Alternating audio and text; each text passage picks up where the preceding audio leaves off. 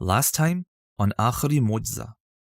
اللہ تعالیٰ فرما رہے ہیں تمام چیزیں ختم ہو جائیں گی اس دنیا میں، جب کل من علیہا فان، تمام فانی ہو جائیں گے، ختم ہو جائیں گے، لیکن تیرے رب کا چہرہ ذوالجلال، جلال والا باقی رہے گا. جلال کرنے والے، کوئی تعریف کرنے والے ہو نہ ہو، وہ باقی رہے گا. یہ ہے الحمدللہ. اچھا آگے.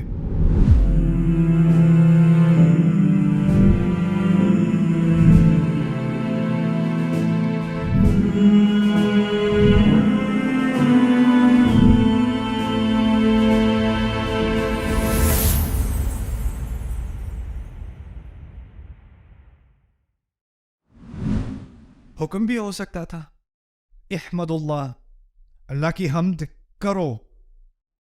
باقی آگے سورۃ البقرہ میں آئے گا یا ایھا الناس اعبدوا ربکم، انسانیت اپنے رب کی عبادت کرو. اسی طرح فاتحہ کے شروع میں بھی کہا جا سکتا تھا انسانیت اللہ کی حمد کرو. اس کو سمجھنے کے لیے میں آپ کو آسان سی مثال دیتا ہوں. آپ میں سے کن کے بچے ہیں؟ اوکے، جن کے بچے ہیں، آپ نے اپنے بیٹے سے کہا بیٹا پانی لا دو، حکم دیا نا پانی لا دو. اب اس کے پاس اب دو اختیار ہیں، یا تو وہ لائے گا یا تو وہ لائے گا.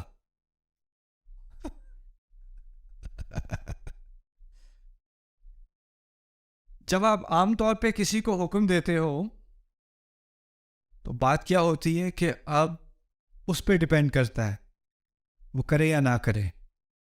وہ کرے گا تو ہوگا، نہیں کرے گا تو نہیں ہوگا. اللہ تعالیٰ نے اگر حمد کا حکم دیا ہوتا ہے نا تو بات کس پہ ڈیپینڈ کرتی؟ ہم پہ. ہم کریں گے تو ہوگی. اب حکم ہم نے نہ مانا تو کیا ہوگا؟ نہیں ہوگی، نہیں ہوگی. تو عبادت تو نہیں ہوگی اگر ہم اب نہیں بنیں گے اعبدو. لیکن ہم کرو نہ کرو ہوگی. اس کا تم تو اب میرے اوپر ڈیپینڈ نہیں کرتی وہ چیز. تو اسی لیے احمدو اور حمدن للہ بھی اس درجے کے نہیں ہے جس درجے کے الحمدللہ ہے. اچھا اب الحمد سے آگے تھوڑا آگے بڑھتے ہیں. اللہ تعالیٰ کے بہت سارے نام ہیں، ان میں سے کوئی نام بتائے مجھے جو آپ کو بتاؤ. الرحمن، اچھا، اور الملک، القدوس. اگر میں کہوں الحمد للرحمن غلط ہے؟ الحمد للملک غلط ہے؟ الحمد للخالق، الحمد للرحیم، الحمد للحکیم، الحمد للہادی، الحمد للمتکبر، الحمد للجبار، الحمد للوہاب. سب صحیح ہے نا؟ کیونکہ یہ تمام کس کے نام ہیں؟ اللہ تعالیٰ ہی کے نام ہیں. لیکن ان تمام ناموں میں سے اللہ تعالیٰ نے ایک نام کا اختیار کیا ہم کے ساتھ. الحمد للرحمن نہیں کہا. یہاں تک کہ اب اللہ کا لفظ نکال بھی دو نا تو عربی کے اعتبار سے بات پھر بھی سمجھ میں آ جائے گی. الحمد لرب العالمین الرحمن الرحیم مالک یوم الدین. اللہ کا لفظ میں نے نکال دیا، بات پھر بھی سمجھ میں آ رہی ہے. تو اللہ کے نام کا لفظ یہاں پر اس کا کیا فائدہ ہے یہ سمجھنے کی کوشش کریں. پہلی بات، جب کسی سے آپ کا تعارف ہوتا ہے نا، پہلی بات کیا ہوتی ہے؟ نام. بعد میں آپ کے بارے میں تفاصیل. پہلی چیز اللہ تعالیٰ نے اپنے نام کا ذکر کیا کیونکہ فاتحہ قرآن میں فاتحہ اللہ تعالیٰ سے خود تعارف ہے. اللہ تعالیٰ اپنا تعارف کرا رہے ہیں، اور تعارف میں کس چیز کی زیادہ اہمیت ہوتی ہے؟ نام کی. دیکھیے اگر خالی رب کہا ہوتا تو ایک کنفیوژن ہو جاتی. اس کنفیوژن کا ذکر بھی قرآن میں ہے. آپ کو پتہ ہے موسیٰ علیہ السلام کے قصے میں جو جادوگر تھے، جب انہوں نے اپنی لاٹھیوں کو، اپنی رسیوں کو کھائے جاتے دیکھا تو کیا کیا انہوں نے؟ کیا کیا تھا؟ سب کو پتہ ہے سجدہ کیا تھا نا. اچھا وہ جب انہوں نے سجدہ کیا تو فرعون ذرا کنفیوز، یہ کیا ہو رہا ہے؟ اس کو سمجھ نہیں آئی بات یہ ہو کیا رہا ہے. وہ سمجھا شاید یہ راؤنڈ 2 کے لیے تیاری کر رہے ہیں یا اب کھڑے ہو کے دوبارہ مقابلہ کریں گے. اب وہ کھڑے ہوئے تو انہوں نے کہا آمنا برب العالمین، ہم رب العالمین پر ایمان لے آئے. کیا الفاظ استعمال کیے انہوں نے؟ اچھا کیا لفظ استعمال نہیں کیا انہوں نے؟ انہوں نے نہیں کہا ہم اللہ پر ایمان لے آئے. کیا کہا؟ ہم رب العالمین پر ایمان لے آئے. اب فرعون پھر بھی کنفیوز. ہاں مجھے پتا ہے مجھ پر ایمان لائے ہو، پھر بھی کیونکہ جب اس نے رب العالمین سنا تو وہ کس کے بارے میں سوچ رہا تھا؟ اس نے تو رب کا لفظ کس کے لیے استعمال ہوتے دیکھا ہے؟ اپنے لیے. تو اس نے جب ان کی بات سنی، کھڑے ہو کے وہ اسلام کا دعویٰ کر رہے ہیں، کہہ رہے ہیں آمنا برب العالمین، وہ سمجھ رہا ہے اس کی بات ہو رہی ہے. تو ان کو کلیریفائی کرنا پڑا، بعد میں بات مزید واضح کرنی پڑی اگلی آیت میں. ربی موسیٰ و ہارون، موسیٰ اور ہارون کا رب. گدھے کا ترجمہ میں نے اضافہ کیا ہے، لیکن بات یہی ہو رہی ہے. جب اس نے رب العالمین سنا تو اس کو کنفیوژن، کیونکہ نام نہیں تھا. نام نہیں. فاتحہ میں تعارف ہے تو نام ضروری ہے. ایک اور بات اس کے بارے میں سمجھ لیں، یہ بھی بڑی بڑی اہم بات ہے. اگر میں کہوں یہ بہت اچھا ٹیچر ہے، میں کس چیز کی تعریف کر رہا ہوں؟ اس کی ڈرائیونگ کی، اس کی کوکنگ کی، اس کی کھانے پکانے کی، اس کے گھر صاف کرنے کی؟ کس چیز کی تعریف کر رہا ہوں؟ اس کے پڑھانے کی. اگر میں کہوں یہ بہت اچھی ماں ہے، میں کس چیز کی تعریف کر رہا ہوں؟ اس کی شاپنگ کی، اس کی بچوں کی تربیت کی تعریف کر رہا ہوں نا. اگر میں اللہ تعالیٰ کی تعریف کروں خالق کے نام سے، الحمد للخالق، میں نے کس چیز کی تعریف کی ہے؟ کیا عظیم مخلوق ہے اس کی، کیا بناتا ہے. اگر میں کہوں الحمد للہادی، کیا زبردست ہدایت دیتا ہے. الحمد للحکیم، اس کی حکمت کی تعریف کر رہا ہوں. الحمد للعلیم، اس کے علم کی تعریف کر رہا ہوں. الحمد للوہاب، اس کے تحفے دینے کی تعریف کر رہا ہوں. الحمد للرازق، اس کے رزق کی تعریف کر رہا ہوں، رزق دینے کی تعریف کر رہا ہوں. کوئی ایسا لفظ ہونا چاہیے جس میں ان تمام باتوں کی تعریف ہو جائے جو میرے ذہن میں ہیں، اور وہ تمام باتیں جو میرے ذہن میں نہیں بھی ہیں ان سب کو ملا کے ایک لفظ میں وہ ساری تعریفیں جمع ہو جائیں. ایک ہی آپشن رہ جاتی ہے آپ کے پاس. وہ کیا ہے؟ الحمدللہ. الحمدللہ. اندازہ کرو، ایک چھوٹی سی ایکسپریشن ہے، ایک چھوٹی سی الفاظ ہے الحمدللہ، اور آپ اس کو کسی بھی اور طرح کہنے کی کوشش کرو، کچھ نہ کچھ رہ جائے گا، کچھ نہ کچھ کمی آ جائے گی. اور یہ بات یہاں سے ہم شروع کر رہے ہیں انشاءاللہ اپنا سفر فاتحہ کے اندر. اچھا، اس سیشن میں آپ کو میں رب العالمین کے بارے میں بھی کچھ باتیں بتاؤں گا. میں نے ابھی ہم نے بات کی تھی اللہ تعالیٰ کے بہت سارے نام ہیں، اور اس صورت میں اور نام بھی آنے والے ہیں. الرحمن الرحیم، للہ کے بعد رب العالمین پہلا نام ہے، اس کے بعد الرحمن، اس کے بعد الرحیم، اس کے بعد مالک یوم الدین. اور قرآن میں اور جگہ الغفور، الشکور، الحلیم، العلیم، الحکیم. کتنے نام ہیں اللہ تعالیٰ کے. اور ان تمام ناموں میں سے اللہ تعالیٰ نے فیصلہ کیا کہ اپنے نام کے بعد فاتحہ میں پہلی اپنی تعریف، پہلی چیز جو ہمیں اللہ کے بارے میں جاننی چاہیے حمد کے بعد، وہ کیا ہے؟ رب. ہر چیز سے پہلے رب. یہ کیوں ہے؟ اس کو سمجھنے کے لیے آپ اس طرح سمجھیں کہ کچھ نام اللہ کے ایسے ہیں جن سے رشتہ بنتا ہے، اور کچھ نام ایسے ہیں جن سے رشتہ نہیں بنتا. ٹھیک ہے؟ کچھ رشتے والے نام ہیں اور کچھ بغیر تعلق، بغیر رشتے والے نام ہیں. میں بات سمجھاتا ہوں. اگر میں کہوں استاد، استاد کے لفظ سے کسی سے رشتہ بنتا ہے؟ کس سے؟ شاگرد سے. اگر میں کہوں ماں، بچہ. اگر میں کہوں مالک، جو غلام ہے، مالک اور غلام کا رشتہ بنتا ہے. امپلائر کے لیے کیا لفظ استعمال کرتے ہیں اردو میں؟ مجھے نہیں پتا. ہاں، آجر، آجر کے ساتھ ملازم کا رشتہ. کچھ الفاظ ہیں جس سے رشتہ بنتا ہے. اگر میں کہوں حکمت والا، کوئی رشتہ نہیں بنتا. صبر والا، کوئی رشتہ نہیں بنتا. کچھ ناموں کے ساتھ رشتہ بنتا ہے اور کچھ ناموں کے ساتھ رشتہ نہیں بنتا. اب جن ناموں کے ساتھ رشتہ بنتا ہے وہ بھی بہت سارے ہیں. اللہ تعالیٰ کے خالق، خالق کا کس سے تعلق ہو گیا؟ مخلوق سے. مخلوق سے. رحم کرنے والا مرحوم سے جس پر رحم کیا گیا. ٹھیک ہے نا. منتقم بدلہ لینے والا جس سے بدلہ لیا گیا. ٹھیک ہے نا. لیکن یہاں پر ان تمام رشتے والے ناموں میں سے ایک نام کا اختیار کیا گیا ہے. وہ اس لیے کہ باقی تمام رشتے اس طرح سمجھ لیں کہ وہ دوسرے درجے میں ہیں. باقی تمام رشتے سیکنڈ ہیں. پہلا بنیادی رشتہ جو میرا اللہ تعالیٰ کے ساتھ ہے نا وہ کیا ہے؟ اس رشتے میں اللہ تعالیٰ کا کیا رول ہے؟ رب. کیونکہ لفظ اللہ میں رشتہ نہیں ہے. لفظ اللہ میں اللہ تعالیٰ کے تمام اوصاف اکٹھے ہو گئے. ابھی رشتہ قائم نہیں ہوا, ابھی اللہ تعالیٰ سے کچھ تعارف ہوا ہے, لیکن اب رشتے کی بات ہو رہی ہے. میرا اس سے تعلق کیا ہے؟ وہ تعلق پیدا ہوگا کس لفظ سے؟ رب سے. رب سے. اس سے یہ بات ہمیں بھی سمجھ آ گئی کہ اصل بنیادی تعلق میرا اللہ تعالیٰ سے, اگر وہ رب ہے تو میں کیا بنا؟ عبد, غلام. آپ غلام کو کہتے ہیں اصل میں. یہ بنیادی رشتہ ہے میرا اللہ تعالیٰ سے. باقی تمام رشتے, وہ رحم کرنے والا ہے, میں رحم لینے والا ہوں. وہ رزق دینے والا ہے, میں رزق لینے والا ہوں. وہ مغفرت کرنے والا ہے, میں مغفرت لینے والا ہوں.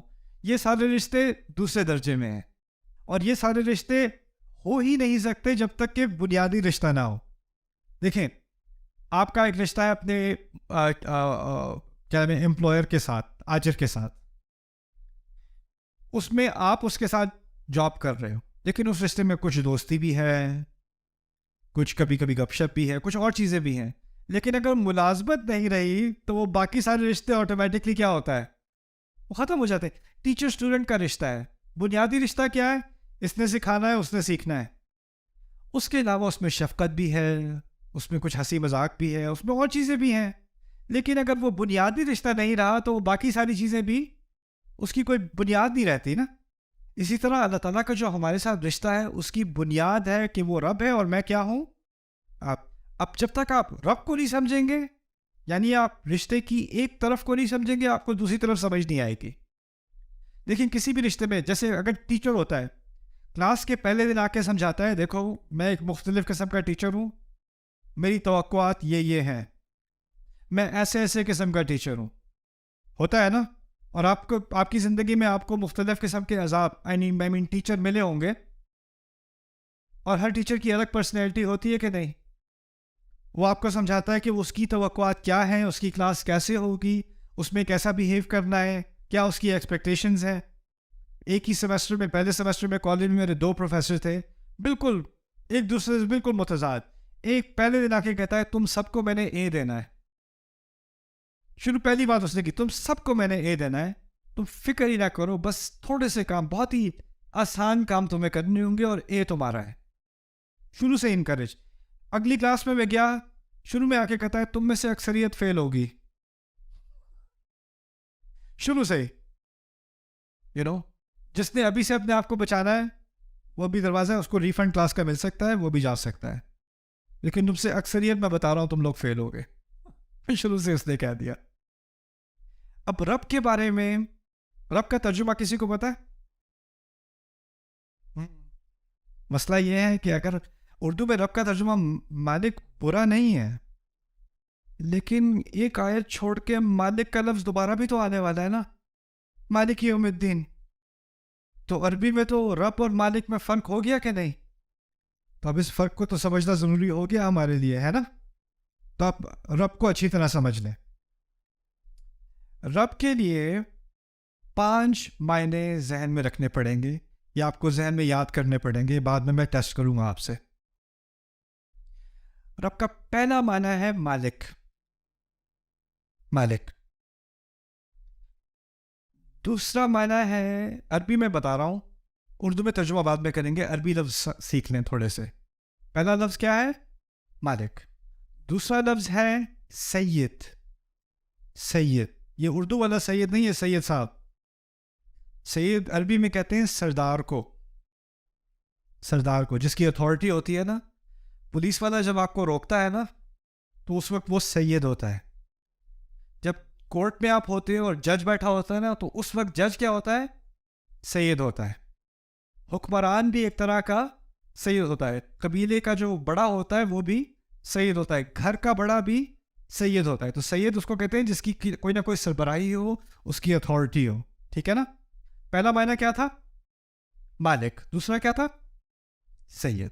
اور سید کے معنی سربراہ, سربراہ یا سرکار. اوکے. تیسرا معنی ہے منعم.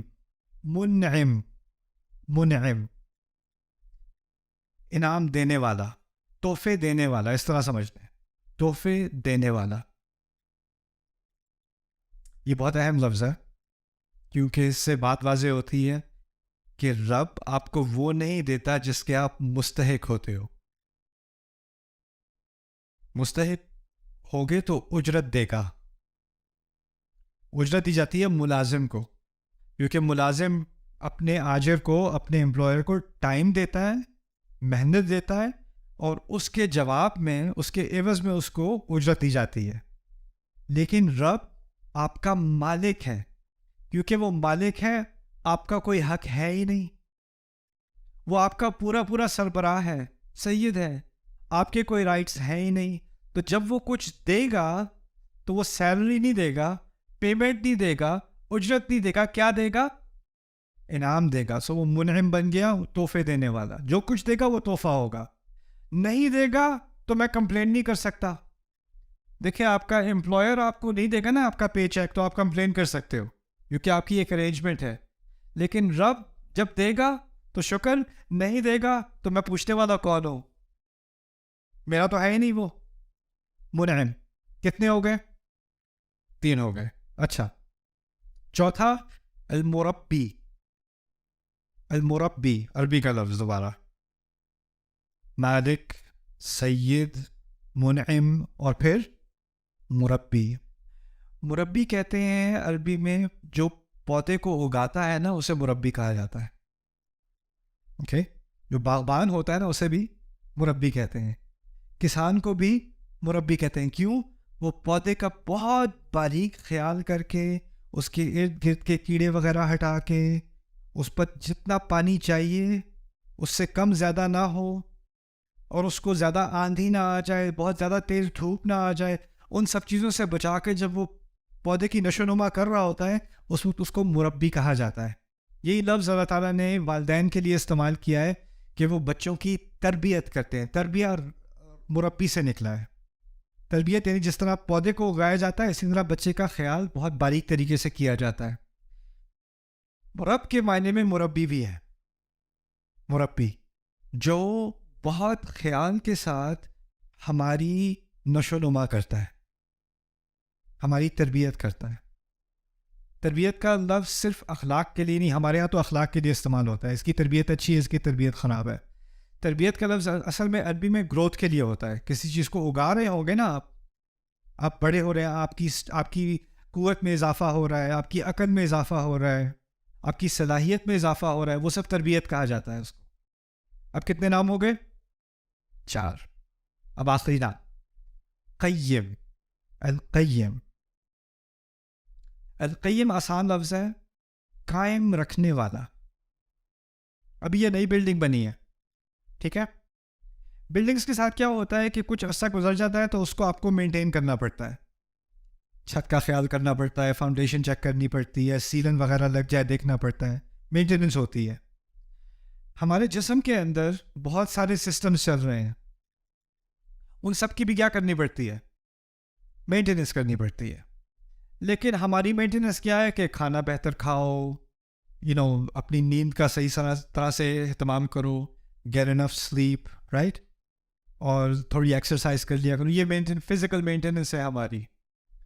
لیکن اللہ تعالیٰ جب قیم ہے نا, وہ اس طرح قیم ہے کہ میرے دل کی ایک دھڑکن سے اگلی دھڑکن تک اس کو اجازت دینی پڑتی ہے. میں چلوں اور پھر چلوں اور پھر میں چلوں, اور جو خون میری رگوں میں چل رہا ہے اس کو اجازت دینی, اور اس کو مینٹین کون کر رہا ہے؟ ایک ایک لمحہ, ایک ایک سیل, وہ اللہ تعالیٰ ہے قیم. وہ اگر ایک دفعہ بھی دھیان دینا چھوڑ دے تو میرا وجود ہی نہ رہے. دیکھیں, ایک فلسفہ ہے, خدا کے بارے میں کئی فلسفے ہیں, اس میں سے ایک فلسفہ یہ ہے کہ اس خدا نے کائنات بنائی اور اس کو چھوڑ دیا, اب وہ آٹو پائلٹ پہ چل رہی ہے, خود ہی سے چل رہی ہے. لیکن ہمارا فلسفہ ہے کہ ہمارا رب اللہ ہمارا رب ہے، اور رب سے مراد یہ ہے کہ کچھ بھی خود سے نہیں چل رہا، کچھ بھی خود سے نہیں چل رہا، ہر چیز کو مینٹین کیا جا رہا ہے، اس کو قائم رکھا جا رہا ہے ہر لمحے. وما تسقط من ورقۃ، ایک پتا نہیں گرتا، ایک پتا اپنی جگہ سے نہیں ہلتا، ہوا کا ہلکا سا جھونکا نہیں لگتا، ایک ایک سیل میرے جسم کا وہ تمام مینٹین کیے ہوئے ہیں. یہ ہے القیم. یہ صرف لفظ تھا کیا؟ رب. اب اس سے میرا اور اللہ کا کیا تعلق بنا؟ اب اس کو سمجھ لیں. اب آپ کا ریویو ہوگا. پہلی چیز کیا تھی؟ اوکے، ہم بھی کچھ چیزوں کے مالک ہوتے ہیں کہ نہیں؟ ہوتے ہیں نا. اچھا، اگر آپ کسی چیز کے مالک ہو تو کیا یہ لازمی ہے کہ آپ کی پوری اتھارٹی ہے اس کے اوپر، آپ اس کے سردار بھی ہو؟ جیسے فرض کریں آپ گاڑی کے مالک ہیں، کیا یہ ممکن ہے کہ آپ جیسے چاہیں گاڑی چلائیں؟ ایسا تو نہیں ہے. کیا یہ ممکن ہے کہ آپ گاڑی کے ساتھ جو چاہیں کریں، کوئی بھی آپس میں کوئی آگے سے انٹروین نہیں کرے گا؟ نہ. آپ میں سے کچھ ہوم اونر ہیں، آپ نے گھر لیا ہوا ہے، کیا یہ ممکن ہے کہ آپ گھر میں جو تبدیلی لانا چاہیں لائیں؟ یا حکومت پیچھے سے آ جاتی ہے، یا سوسائٹی آ جاتی ہے، کہتے ہیں یہ نہیں آپ کر سکتے، یہ کلر آپ نہیں یوز کر سکتے، یا آپ باہر ایسے نہیں کر سکتے؟ کچھ ریسٹرکشن ہوتی ہے کہ نہیں؟ آپ اون کرتے بھی ہو لیکن پھر بھی آپ کے کوئی ریسٹرکشن ہوتی ہے، نہیں؟ تو آپ مالک تو ہو، سید نہیں ہو. ہوتا ہے کہ نہیں؟ اور کبھی کوئی سید ہوتا ہے لیکن مالک نہیں ہوتا، وہ تو واضح ہے. تیسرا نام کیا تھا مالک اور سید کے علاوہ؟ اچھا، کیا یہ ممکن ہے کہ آپ کسی چیز کو اون کرتے ہو، آپ کی پراپرٹی ہے، لیکن آپ اس کا خیال نہیں کرتے؟ کبھی ہوتا ہے؟ کسی کا باغ ہے، اس نے چھوڑا ہوا ہے. کسی کی گاڑی ہے، اس کا خیال نہیں کر رہا. کسی کی سائیکل ہے، باہر بارش میں زنگ لگ رہا ہے اسے. ہوتا ہے کہ نہیں؟ یعنی آپ اون تو کرتے ہو لیکن آپ اس کو قائم نہیں رکھ رہے. یا آپ اون تو کرتے ہو لیکن آپ نے اس کی تربیت کا کوئی اہتمام نہیں کیا، اس کو مینٹین نہیں کیا، اس کو ڈیولپ نہیں کیا. ہوتا ہے کہ نہیں؟ اللہ تعالیٰ صرف ایسا رب نہیں ہے جو اون کرتا ہے، یعنی اس کی ملکیت تو ہے لیکن پھر اس نے چھوڑ دیا. مالک ہونے کے بعد مربی، سید، منعم، قیم، اور یہ ساری چیزیں ملا کر کیا لفظ بنا؟ رب. بھاری لفظ ہے، بھاری لفظ ہے. لیکن اس کی بنیاد اس طرح سمجھ لیں کہ ایک عربی میں جب کسی لفظ کے کئی معنی ہوتے ہیں نا، تو ایک ہوتا ہے بنیادی معنی اور پھر باقی اس کے دوسرے درجے میں معنی ہوتے ہیں. تو بنیادی معنی پھر بھی مالک کا ہے، اور اس کے ساتھ یہ جو باقی چار ہے نا، اس کے ساتھ لگے ہوئے ہیں، لیکن اس سے بنیادی معنی میں فرق نہیں آتا. بنیادی معنی پھر بھی کیا ہے؟ مالک کا. یہ آخری بات ہوگی اس سیشن کے لیے. اس کو بھی سمجھ لیں اچھی طرح کہ اس کی کیا اہمیت ہے. اصل میں اس کی جو اضافت ہے نا، ایکچولی یہ بات میں مالک یوم الدین میں پھر صحیح سے سمجھاؤں گا. ابھی العالمین سمجھ لیں، کیونکہ یہ نہیں کہا الحمدللہ ربی السماوات والارض. اور جگہ دیکھا ہے السماوات والارض؟ کبھی سنا ہے؟ کیا ہے السماوات والارض؟ آسمان زمین کا رب. کتنی دفعہ سنتے آئے ہم، لیکن فاتحہ میں نہیں ہے. فاتحہ میں ہے رب العالمین. اور العالمین کا ترجمہ عام طور پہ کیا کیا جاتا ہے؟ تمام جہانوں کا رب. سنا ہوگا آپ نے، ہے نا؟ تمام جہانوں کا مالک. ایک تو مالک سے ہمیں ہٹنا پڑے گا کیونکہ مالک بعد میں آ رہا ہے، تو رب پہ رکھتے ہیں بات، اور رب کے یہ 5 معنی اپنے ذہن میں رکھتے ہیں. لیکن عالمین کو سمجھ لیں. اگر لفظ استعمال ہوتا العوالم، العوالم عربی میں جو واحد لفظ ہے وہ ہے عالم. عالم اردو میں بھی ہم عالم کہتے ہیں، اس کی جمع ہے عوالم. اگر عوالم کا لفظ استعمال ہوتا تو ہم کہتے تمام جہانوں کا رب، کوئی مسئلہ نہیں. عوالم کا لفظ استعمال نہیں ہوا. الحمدللہ رب العوالم، نہیں، الحمدللہ رب العالمین. اس کو کہتے ہیں جمع مذکر سالم عربی میں. اس کی آپ کو لکھنے کی ضرورت نہیں ہے. بات سمجھیں. بات یہ ہے کہ یہاں کہا جا رہا ہے کہ ایک تو ہے جب آپ جہانوں کے بارے میں سوچتے ہو تو آپ سوچتے ہو کہ کتنے ستارے ہیں، کتنی گیلیکسیز ہیں، کائنات کتنی بڑی ہے. اس کے بارے میں بات نہیں ہو رہی. جب اس کے بارے میں بات ہوتی ہے قرآن میں تو کہا جاتا ہے السماوات والارض. یہ نہیں کہا جا رہا یہاں پہ. عالمین کا لفظ استعمال ہوتا ہے دنیا लोगों के जहानों की बात हो रही है, लोगों की दुनिया है. जैसे पाकिस्तान आया हूँ, अपने पेरेंट्स को कॉल की पहली दफ़ा जब मैं आया था कुछ महीने पहले 29 साल बाद, तो मैंने अपने पेरेंट्स को कॉल करके कहा ये तो और ही दुनिया है, ये कोई और ही आलम है. तुम में से कोई ऑस्ट्रेलिया जाए, कोई और ही क्या है, आलम है. मैं न्यूयॉर्क में कॉलेज गया था, पहली दफ़ा कैलिफोर्निया गया, वो कोई और ही आलम था न्यूयॉर्क से हटके. हर सोसाइटी एक अलग किस्म का क्या होता है, आलम होता है. आपके दादा की जनरेशन, आपके परदादा की जनरेशन, आप उनसे पूछें उस वक्त कैसा था, पाकिस्तान उस वक्त कैसा था, लोग उस वक्त कैसे थे, वो कहेंगे वो कोई और ही आलम था. ये दुनिया बदल गई है. मुझे एक साहब मिले, पाकिस्तानी साहब थे, मैं ओक्लाहोमा सिटी गया था, वहाँ उनसे मुलाकात हुई.